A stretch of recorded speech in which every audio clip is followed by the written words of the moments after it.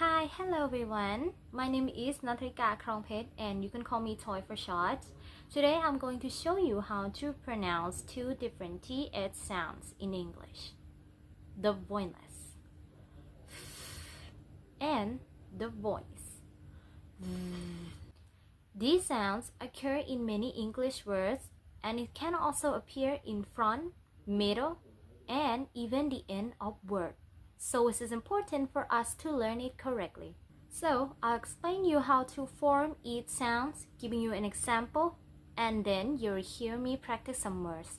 Let's begin. First, we have the voiced sounds, represented by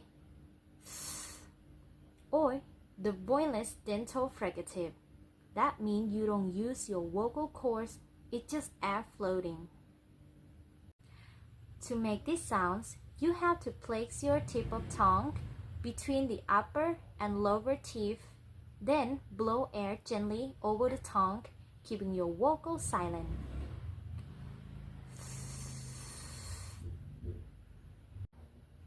Now, let's do some example in 3 positions.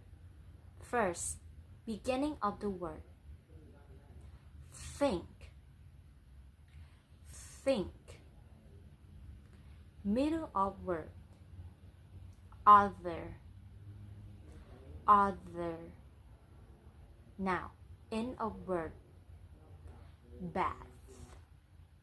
Bath. Next, we have the voiced sounds, represented by or the voiced dental fricative. But this time, your vocal cord do vibrate. The position is very similar. You just have to put your tip of tongue between or behind your upper and lower teeth.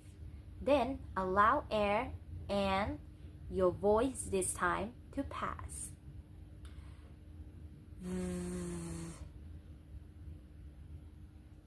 Here's an example in 3 positions.